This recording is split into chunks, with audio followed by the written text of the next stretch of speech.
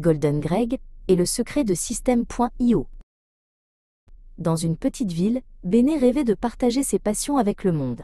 Mais son ordinateur, rempli de boutons et de menus, la rendait perplexe. Surtout un programme, System.io, qui semblait être un labyrinthe sans fin.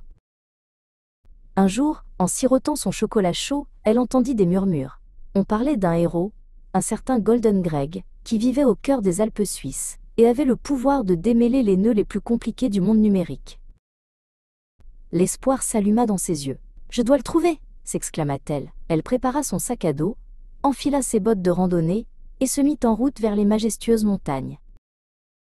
Le voyage fut long, mais chaque pas la rapprochait de son objectif. Enfin, elle arriva au pied des Alpes, où l'air était pur, et les sommets, recouverts de neige, brillaient sous le soleil.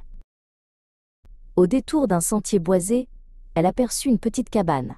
Devant, un homme aux cheveux blonds et à la moustache dorée souriait tranquillement. C'était Golden Greg.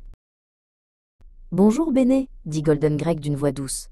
« Je t'attendais. Raconte-moi ce qui te tracasse avec System.io. » Il l'invita à entrer, et Béné lui expliqua tous ses soucis.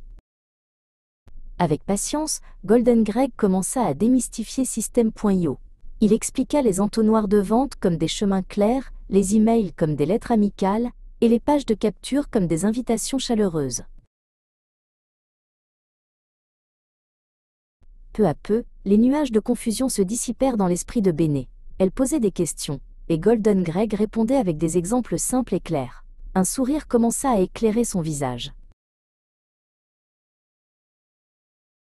Quelques jours plus tard, Béné avait créé sa première page de vente, envoyé sa première newsletter, et même lancé son premier cours en ligne.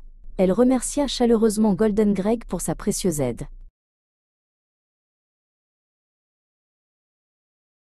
De retour chez elle, Béné n'était plus la même.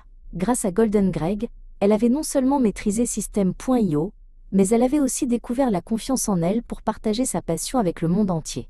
Et elle savait que, si elle avait besoin d'aide, un héros aux cheveux blonds veillait toujours dans les Alpes.